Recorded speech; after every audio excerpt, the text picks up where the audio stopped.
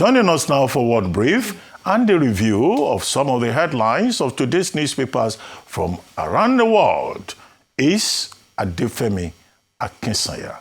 Good morning, Adefemi. Morning, Dr. Rubin. Good morning, Vimpai. Good morning, Rufai. How's everybody this morning? Great. Good. Wonderful. Good morning to viewers. Let me tell you what is happening around the world. Now, the United States has indefinitely suspended immigrant visa processing for people from 75 countries, including Nigeria, Egypt, and Somalia. As I said, there are 75 countries. Let's first take a look at all 26 of the African ones that have been named. So you've got the likes of Algeria, Cameroon, Cape Verde, Cote d'Ivoire, Egypt, Eritrea, Ethiopia, the Gambia, Ghana, Guinea, Liberia, Libya, Morocco, Nigeria, of course, the Republic of the Congo, different from the DRC, the Rwanda, also Senegal, Sierra Leone, Somalia, South Sudan, Tanzania, Togo, and Tunisia. These are the countries in Africa affected by this halt, this freezing of visa processing. But then there's also a range of countries around the world. So let's take a look at the rest of the regions and the countries on the list. So if we take this look now, so if we start with Asia, you've got the likes of Afghanistan, Armenia, Azerbaijan, Bangladesh, Bhutan, Myanmar. There's also Cambodia, Georgia, Kyrgyzstan, Laos, Mongolia, and Nepal. Europe isn't exempt. So you've got the likes of Albania, Belarus, Bosnia and Herzegovina, Kosovo, Moldova, North Macedonia, and Russia. And then you've got the Latin America. So the likes of Antigua and Barbuda, Bahamas, Belize, Uruguay, Barbados, the Dominica, Grenada, Guatemala, Haiti, and Jamaica.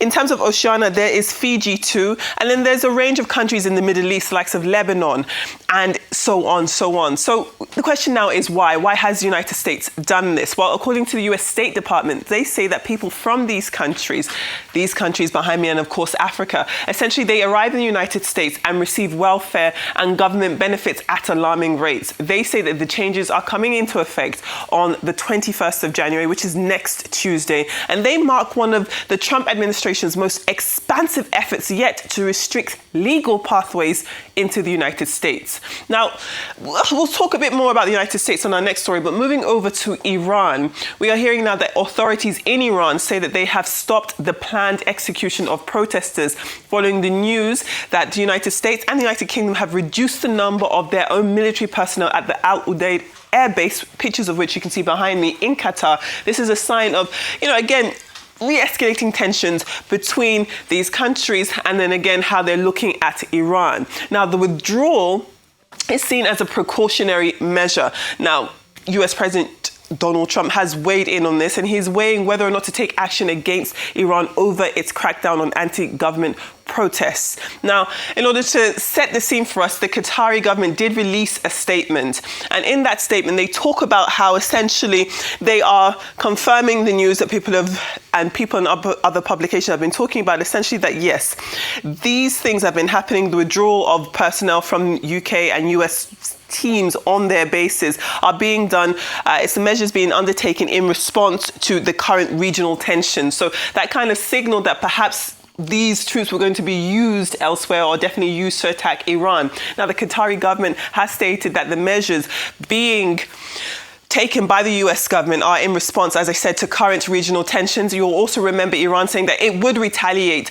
to other targets should the United States strike them. Meanwhile, the British embassy in Tehran has also been temporarily closed, with operations moving online. The US embassy in Doha has advised personnel to exercise increased caution and to limit non-essential travel to the Al Udeid airbase. In the same development, Iran closed its airspace for 5 hours overnight into the very early hours of this morning. Most flights were affected, citing security concerns, and several airlines have announced that they have rerouted flights around the country. Now, looking at the protest itself, we do know that all of these moves, geopolitical moves, whether or not there have been threats for military intervention, this all links back to the ongoing protests happening in Iran, which have seen over 2,400 anti-government demonstrators killed. That is according to rights groups. Meanwhile, the international community is on high alert. It remains on high alert, with countries like Italy and Poland also advising their citizens to leave Iran.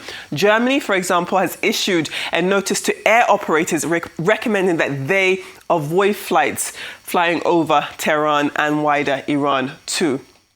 Well, moving on, it is election day. Today is the 15th of January, so it's election day in Uganda, and that is as incumbent 81-year-old President Yoweri Museveni seeks a seventh term in office. Now, his main challenger, a gentleman by the name of Robert Kyagulanyi Ssentamu, popularly known as Bobby Wine, he is hoping to capitalize on widespread frustration with the current government's handling of the economy as well as corruption. So we'll see how that goes. But for many Ugandans, the election is not just about politics, it's about survival. So you've got rising living costs, poor infrastructure, and limited job opportunities.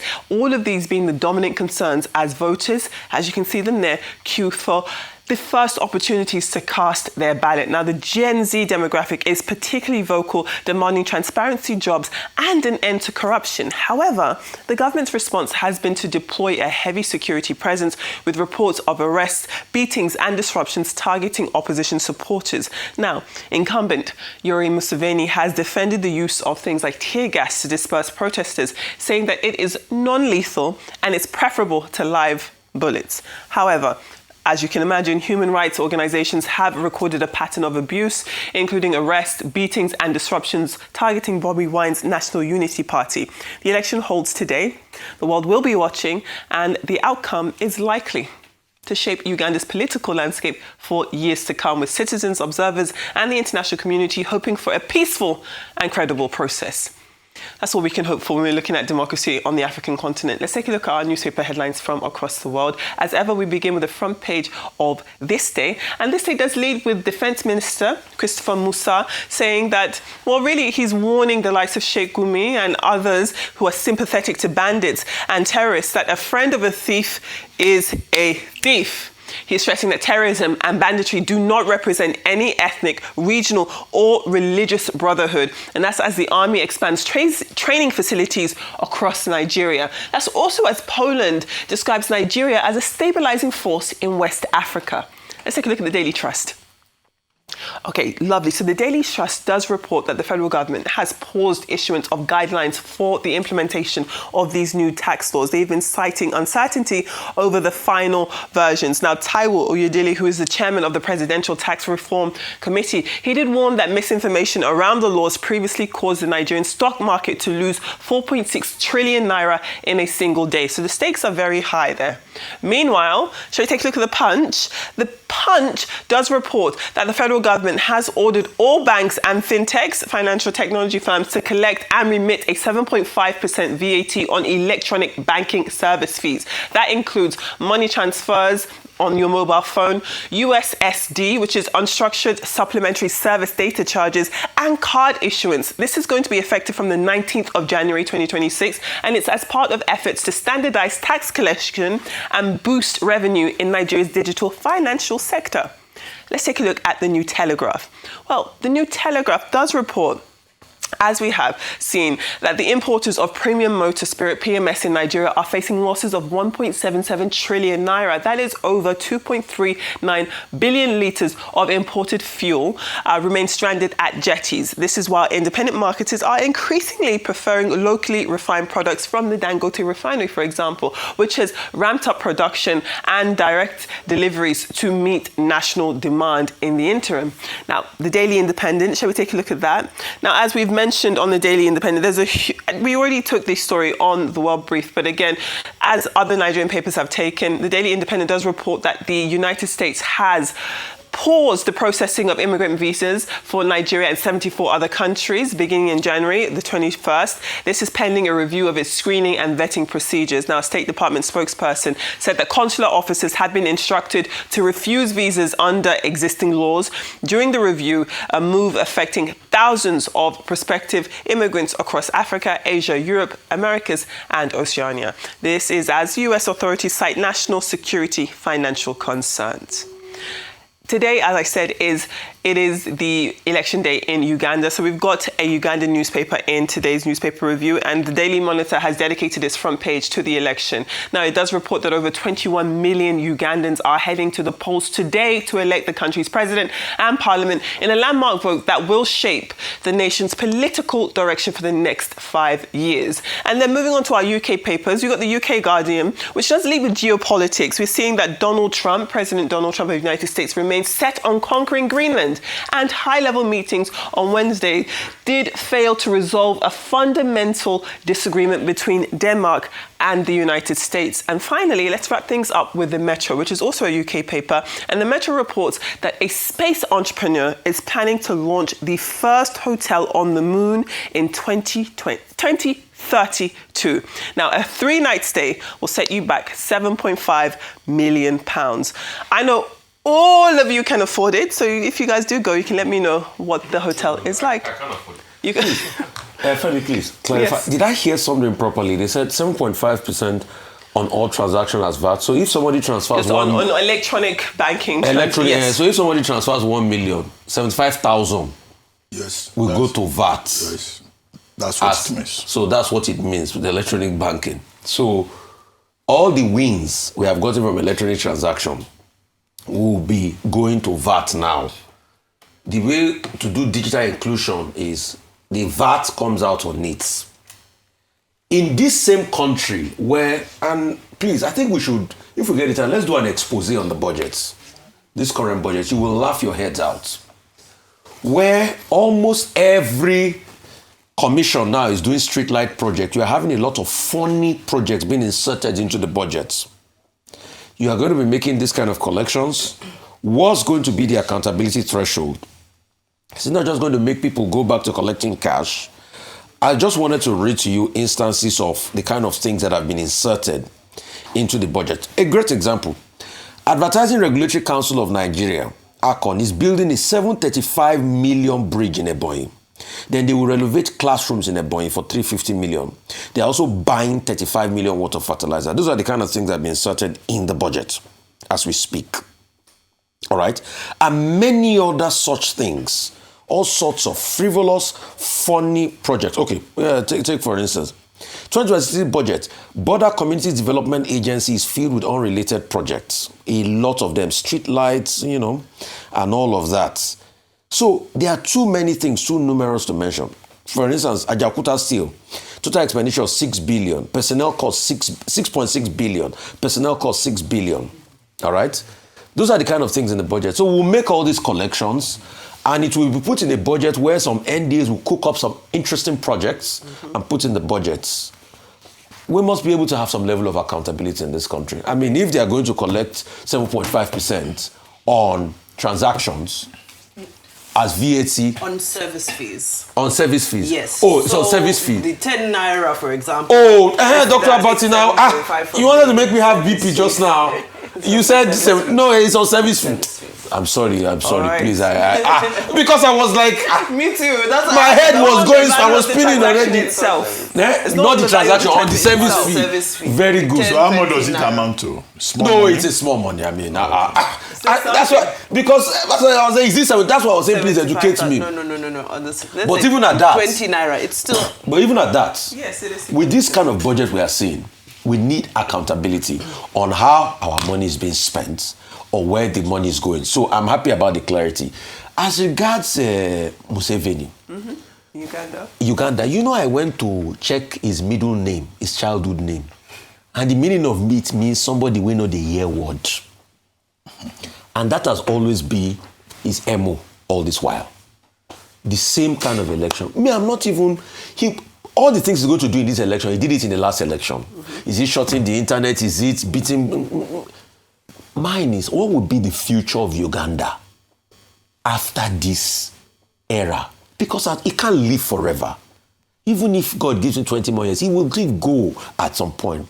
But I hope the country will not disintegrate into chaos after he's gone. Absolutely. Well, the answer, Rufai, is that he is planning for his son, Kaine Rugabe, to succeed him. But I think the bigger challenge with the issue in Uganda is the lack of a legitimate opposition, because Bobi Wine himself, as much as he's the leading opposition member, is not somebody who commands that Pan-African credibility that a lot of people are looking for. Their concerns about who is backing him, who funds him, and whether he really is somebody who genuinely understands what needs to be done. So it's a question of, it's a protest vote, really. If those who vote against Museveni are saying we don't want Museveni anymore, can I really say it's in favor of Robert Chagulanyi, Bobby Wine? That's a question mark, and it speaks to the caliber of opposition that we have across the African continent. That opposition in many instances comes in as a protest vote, not necessarily because they have anything better or anything fundamental to offer. Nevertheless, that's democracy. Everybody, the majority is supposed to have their way, while the minority have the majority will have their way, the minority will have their say. Very quickly on Iran.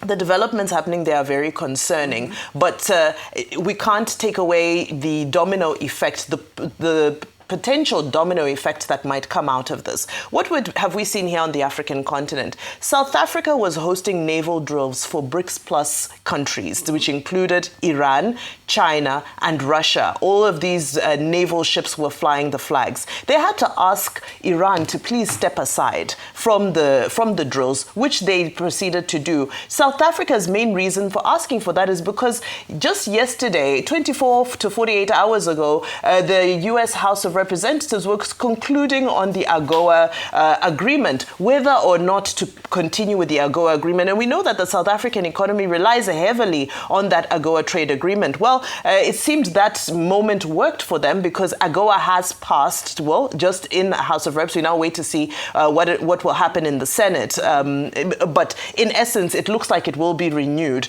So America is playing this card where they know that Iran is interconnected to so many other places in the world. Let's look at their role as an energy provider to countries like China. Is China going to be able to just look away while Iran is being striked? Is another question. Some people are saying, well, other allies, Venezuela was a big ally of China and China couldn't do anything about it. Is China going to stay quiet with their $1.2 trillion trade surplus that they have now? Will they keep quiet if and when Iran is attacked? And I conclude by saying, ultimately, it's unfortunate what is happening because this protest started because of economic pressures, inflation, exchange rate. But guess what? American sanctions are the ones that caused those economic pressures to begin with. So you cause a problem and then you're the one who wants to come and it's unfortunate. But this is the world we live in now. Okay, let me start with Nigeria, domestic issues, and as follows. Namely, the significance of January 15. For some time now, we've been wearing these poppycocks as a mark of identification with the fallen heroes. Today is Armed Forces Remembrance Day. But the bigger issue is around the date, January 15. Two major incidents occurred historically, January 15, in contemporary Nigerian history. It was on January 15, 1966, that we had the first incursion of the military into political governance in Nigeria, when a group of soldiers led by Cardinal Nzeogo, and there is a very rich literature on this, decided to stage a coup, a military intervention. Now, on that day, the story you brought, front page of Daily Trust, talking about 60 years after the Sardauna died. Now, it was not just the Sardauna that died. Quite a number of prominent politicians also died. Balewa, Akintola, who was Premier of the Western Region, Chief Remilekun Fani Kayode, QC, CON, SAN. There were others. Did he die on that day? Well, he was killed in the context of that first coup. Sir Kashim Ibrahim was also one of the victims. Chief Festus Okotiebo from the then Midwest was one of the persons that died in that particular incident. But apart from the political leaders, there were also soldiers who died.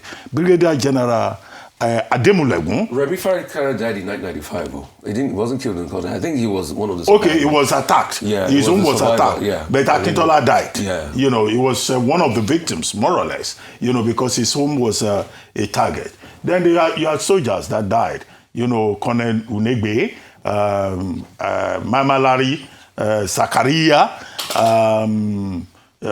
all of those people who died as a result of that incident. In fact, Brigadier Samuel Ademulegun even lost his wife. And then, of course, that changed the tone, the political calculation in Nigeria. Regions that felt, their key persons died and all of that. And then you had the counter coup of July 28, 1966. And Nigeria has never been the same since then. Again, January 15 that we talk about, on January 15, 1970, that was when the civil war, the fratricidal civil war in Nigeria ended. And at the end of that war, General Gowon, who was in the saddle at the time, then said, no victor, no vanquished. But there are persons who have written that, in fact, in a true sense, the civil war that happened in Nigeria did not end, and that the civil war is still continuing.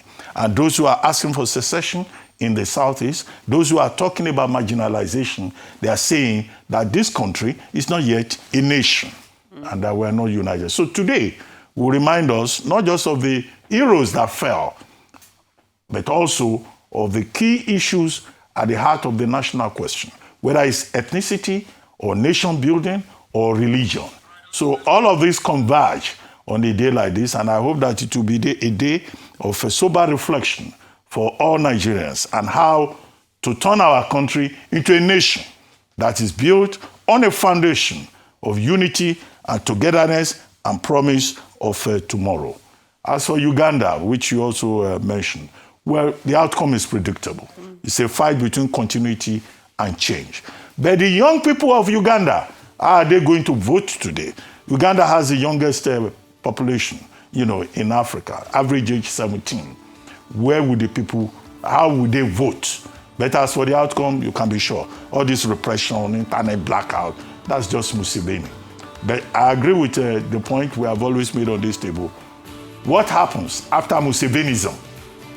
Will it be after Museveni chaos, or will the country survive? As for Iran, the US is taking temporary measures because the Iran foreign minister said if the US should attack Iran, all occupied territories, meaning Israel, and all allied forces military bases would be attacked. But the news in it is that President Trump is now saying he has that the attack on the civilians has stopped a bit, and that because of that, he's just trying to wait and see. He's watching. So the escalation may not happen. It may well happen. But Iran, being a major global oil producer, all of that will have implications for global peace. And whether you are talking Venezuela or Iran or any other subject, everything leads residually to the competition between the United States and China. Thank you very much indeed.